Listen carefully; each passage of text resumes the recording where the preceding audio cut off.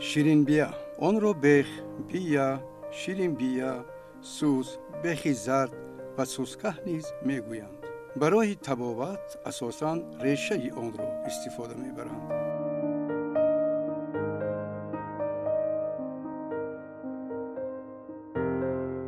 امروز در اکثری ممالک دنیا استفاده رستنی های شفایی حتی موافق معلومات های تشکیلات عمومی جهانی تندرستی یعنی قسمت استفاده آنها زیاد می شود و امروز تقریبا 40% بازار داروها را در عرصه جهانی اشغال می کنند. از این لحاظ آموزش و دانستن خصوصیت رستنی های شفایی برای همه نهایت مهم است و در بین رستنی های شفایی یکی از رستنی های معمول که با نام بخ، شیرین بویه، شیرین بیه، سوس، زرشه یعنی وسیع پهن شده است. یعنی این رستنی در اصل با نام شیرین بویه مشهور است. باید تذکر داد که شیرین بویه رستنی بسیار ساله شفایی بوده با عائله لوبیاگی ها منسوب است و این رستنی بسیار خصوصیت های خوب دارد از لحاظ آن که ترکیب آن از مواد فعال بیولوژی یعنی نهایت بای است و یکی از موادهای در قطار فلاوونوئیدها، در قطار پلیساکاریدها، کربوهیدراتها، در قطار عنصرها، ماکرو و میکرو عنصرها، ویتامین های ترکیبش یک مواد نهایت مهمی ترکیبی شیرین بویه این کسلات گلیسیریزین است که موافق معلومات های زیاد تا 40% ترکیب آن را تشکیل می‌دهد. از جمله موافق معلومات های دیگر در ترکیب همون ریشه شیرین بویه در شیرین ریشه های جوان شیرین بویه اساساً از 1.7 تا 4.3% را در بر میگیرد ولی در قیام یعنی اکستراکتی مواد اکستراکتیوی که از ریشه جدا میکنند از 17.1 تا 31.1% را در بر میگیرد و در قسم روی زمینیش هم باشد مقدار زیادی فلاوونوئیدها، روغن‌های عطری، آهر، پلیساکاریدها از جمله گلوکوز، ساکاروز، فروکتوز و بسیار مهم است که در ترکیب همین شیرین بویه اینچنین یعنی پلیساکارید معمول یعنی اینولین هم معین کرده شده است.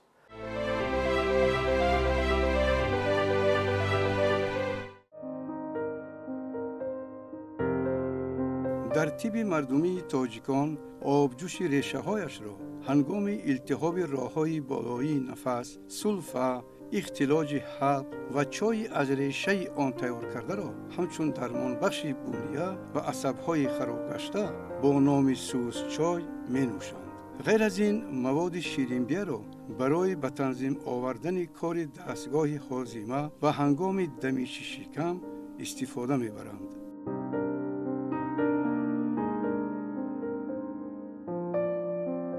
شیرین بویه را از زمانهای قدیم استفاده می بردند. عالمان مشهوری طب تاجیک، علامه های طب تاجیک از جمله علامه بزرگی طب تاجیک و شرق و اروپا زیرا که 5 عصر کتاب های او کتابی روی میزی عالمان دنیا بودند. ابوعلی ابن سینای بزرگ فرزند فرزانه تاجیک یعنی در کتاب های خود درباره شیرین بیه کارهای زیادی انجام داده است. آن را برای طبابت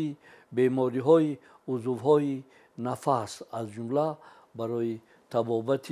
یعنی سلفه، بیماری های التهابی برونخ همچون بلغمکن و هنگامی زخم های آبگه، بیماری های گرده یعنی ба таври васеъ истифода бурдааст. Абубакр ар-Розӣ ҳам ӯро инчунин ба ҳамин бемориҳо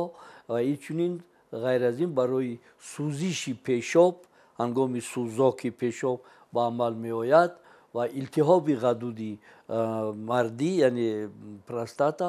яъне ҳамчун даво фармудааст.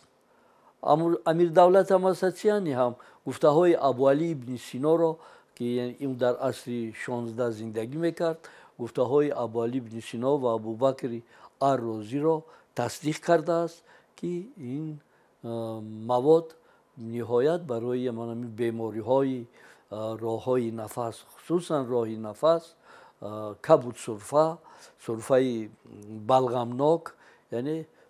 ба таври васеъ гуфтааст. албатта ширинбӯяро ҳам дар тибби халқии тоҷикӣ,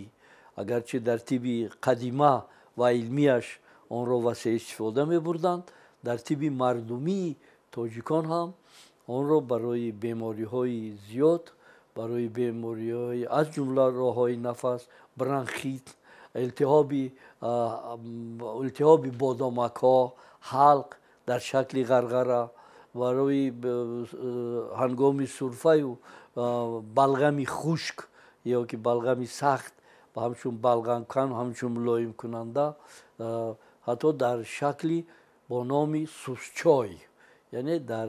тибби тоҷик, яъне мардумии тоҷик истифода бурда мешавад барои бемориҳои ҷигар,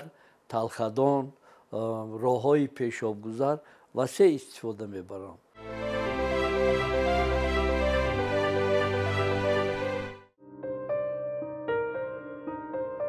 дар тибби мардумии халқҳои дигар ширинбияро барои муолиҷаи ихтилоҷи роҳи нафас, сили шуш, диққи нафас,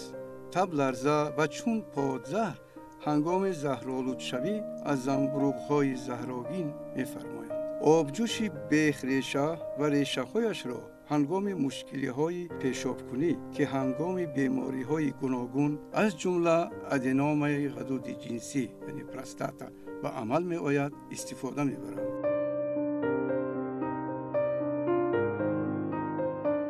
имрӯз ҳам доруҳои хитоӣ, ҳамун доруҳои тибби ҳам амаливу ҳам тибби мардумишон, ширинбияро барои ҳамун бемориҳои узвҳои ҳозима, барои бемориҳои роҳҳои нафас, барои бемориҳои илтиҳобии гуногун албатта ширинбияро ба таври васеъ истифода мебаранд. ва бояд тазаккур дод, ки дар булғория ҳам, яъне дар Инглистон, дар Англия ҳам онро аз давраҳои пеш истифода мебаранд ва дар солҳои 80 олимони инглис як маводи ба гармонмонанд, ки ба гармонҳои кортикостероидӣ наздик аз таркиби решаи ширинбия ҷудо карданд ва онро барои табобати бемориҳои захми меъда ва рӯдаи 12 ангушта тавсия доданд, ки дар ҳақиқат таҷрибаҳо нишон доданд, ки ин маводи ҳосилшуда яъне хусусияти хуби, яъне зидди ҷароҳатӣ дорад. дар баробар ин оиди таъсирҳои гуногуни решаи ширинбия корҳои зиёде анҷом дода шудааст. дар тадқиқотҳои илмӣ яъне муайян карда шудааст, ки обҷӯши худи ҳамон ширинбия яъне хусусияти хуби талхаронӣ дорад ва дар баробари ин ба бемориҳои ҷигар, бемориҳои роҳҳои пешобгузар, бемориҳои гурда яъне таъсири мусбат мерасонад. дар таҷрибаҳо оварда шудааст, ки маводҳои глитсеризин ва дигар маводҳои аз худи ҳамон ширинбия ҷудо карда шуда, яъне ба микробҳо, бактерияҳои грам мусбат ва грам манфӣ таъсири ниҳоят, яъне шадиди марговар мерасонанд. از جمله با استافیلوکوک از جمله یعنی استافیلوکوک طلایی که اکثری وقت هنگام بیماری های شوش بیماری های التهابی شوش این استافیلوکوک نقشی بسا یعنی معین دارد یعنی همون موادهای از شیرین بیا حاصل کرده شده یعنی همون افزایش آنها را یعنی محو می‌سازند. در تجربه های آلمان این چنین آمده است که مواد گلیسیرین هنگام آموزش خصوصیت ضد اختلاجیش در روده های جدا کرده یعنی از خرگوش ها گرفته شده و در محلول تیراد نگاه داشته شده هنگامی با آنها وارد کردن مواد اختلاج آور از جمله گیستامین باریخلور یعنی هنگامی که ما این موادها را به روده وارد می نمایند در اینجا حالت اختلاج به عمل می آید و وقتی که با آنها موادهای از شیرین بیا جدا کرده شده را یعنی می اندازند توسط سوزن دارو و وارد میکنند یعنی همون سطح اختلاج آورده با همون موادهای اختلاج آور را کم میکند و این از اون شهادت میدهد که یعنی خودی همون داروهای از قیام شیرین بیا یعنی جدا کرده شده یعنی خصوصیت خوبی ضد اختلاجی دارند. باز در تجربه های علمی خصوصیت های ضد ویروسی یعنی همون داروهای از شیرین بیا جدا کرده شده یعنی با مقابل ویروسی هپاتیت B هپاتیت C در تجربه های علمی یعنی معین کرده شده است و این از آن شهادت می‌دهد که هنگام بیماری های یعنی شدید التهابی جگر نیز موادی از شیرین بیا جدا کرده شده یعنی قیامی آن یعنی جوشابه آن دم خورده آن یعنی در معیاری معین استفاده بر آنها یعنی برای بنیه انسان فایده نهایت کلان دارد.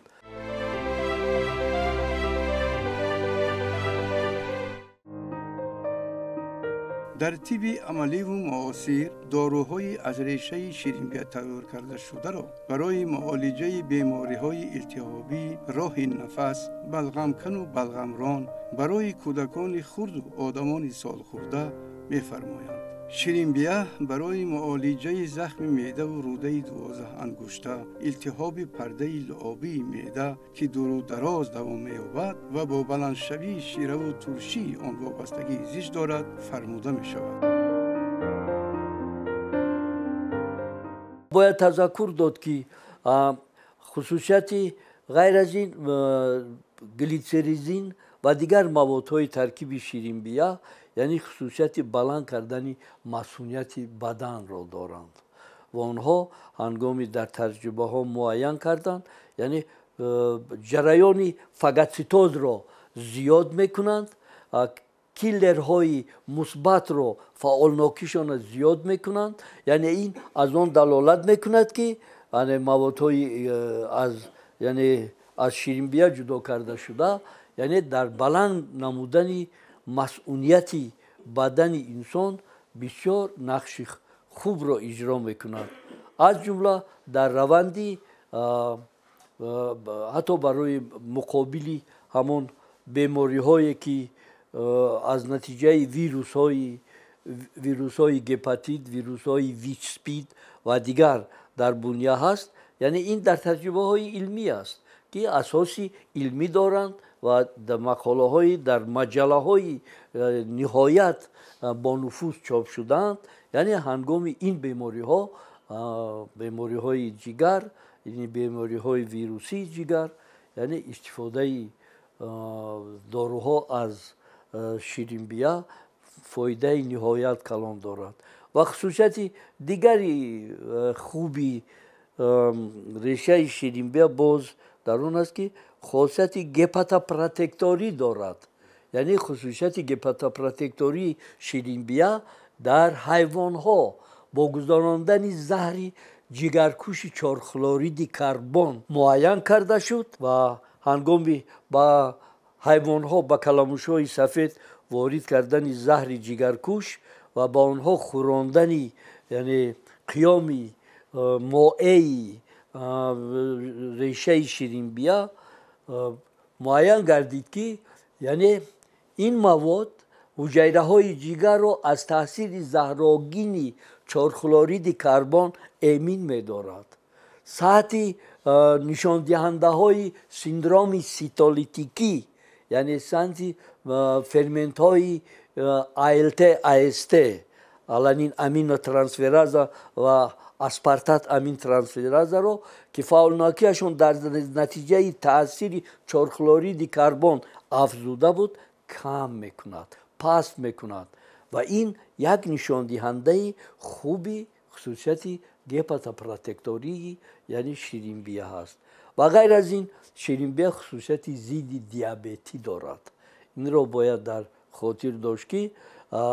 از لحاظ آن که در ترکیب آن یعنی ما گفتیم فروکتوز هست یعنی موادهای اینولین یعنی معین کرده شده است و در تجربه ها این هم در تجربه ها یعنی معین گردید که هنگامی با خرگوش ها و کلاموش ها گذراندن مواد دیابت آوری استرپتوزوتاتسین که دیابتی آزمایشی را اکسپریمنتالی را با عمل می آورد و مقدار قند یعنی تیز افزایش می یابد و در این روند با حیوان ها خوراندن موادهای ریشه شیرین بیا نشان داد که سطح قند زیاد شده که در زیر تاثیر استرپتوزوتاتسین بلند شده است موادها آن را کم میکنند یعنی سطح قند پست می شود و این هم دلالت از آن است که شیرین بیا خصوصیت خوبی دیابتی دارد و اگرچه شیرینی که در ترکیب شیرین بیا هست نسبت قند 40 مراتب زیاد است لیکن این ما گفتیم این فروکتوز هست این اینولین است او با انسولین محتاج نیست او یعنی چیلی میگویند میگذرد با تمام بافته ها میرود اما مقدار قند رو زیاد نمیکند برعکس پست میکند و برعکس فروکتازن هایی که از اون با عمل میآیند و در معده صف میکشند مقدار قندهای زیادتی را به خود بگیرند و از این لحاظ نقش شیرین بیا در پیشگیری یعنی و تبابت بیماری دیابت قند نهایت مفید است و از لحاظ یعنی استفاده شیرین بیا خیلی ما گفتیم برای بیماری های زیاد اکنون ما این رو پاناتسیا نمیکنیم لیکن برای بیماری های زیاد عضوهای هاضمه بیماری های سیستم گپتا بیلیاری جگر بیماری دیابت و بسیار مهم است زیرا که ترجمه ها باز نشان دادن که موادهای ترکیبی شیرین بیا خصوصیت ضد اکسیدی دارند آنها رادیکال های آزاد را محو میکنند و ما میدونیم که محو کردن رادیکال های آزاد در بنیه انسان چی به بیماری های دل و رگ های خونگرد چی به بیماری های عضوهای هاضمه چی به بیماری های گپتا بیلیاری جگر و دیگر نقش نهایت مهم دارند موادهای ضد اکسیدی یعنی موادهای ضد اکسید یا حمایتگران بنیه انسان از تاثیر یعنی از تاثیر عامل‌های بدی بیماری آور به حساب می‌روند و از لحاظ من فکر میکنم در معیار یعنی استفاده بردن داروهای از شیرین بیا استفاده شونده برای بنیه انسان نهایت مفیدند و در بسیاری دنیا از شیرین بیا با استفاده با دیگر رستنی ها داروهای گوناگون تیار میکنند. از جمله در داروی دیابت که این در روسیه با شیرین بیا آماده شده است، تجربه ها نشان دادند که او هم مقدار قند را در ترکیب خون پس میکند. ما هم در این روند با استفاده از شیرین بیا یک داروی با نام فرازون از مجموعی رستنی ها عملی کردیم و خصوصیت ضد دیابتی آن را عاید آموزش قرار دادیم و امروز رساله نامزدی با نام خصوصیت های فارماکولوژی و بیوکیمیایی مواد فرازون و فروسینو پکا و فروسینو پی یعنی برای حمایه نزدیک شده است و تجربه های ما که در خرگوش ها و کلموش های سفید عملی کردیم نشان دادند که یعنی مواد هایی که در آنها یک جزئی شیرین بیا داخل است و اشتراک میکند، یعنی خصوصیت های خوبی چیز ضد دیابتی، چیز ضد ویروسی، ضد میکروبی و غیره را در خود دارند. در تجربه های سالهای آخر معین کرده شده است که داروهای شیرین بیا دارای خصوصیت های ضد سرطانی، دردبندی و ضد میکروبی، ضد آلرژی و ضد دیابتی دارند. آن را برای معالجه جراحت های معده، روده 12 انگشته، سیل شوش، آلرژی، ضیق نفس، التهاب پروستاتا و غیره استفاده میبرند.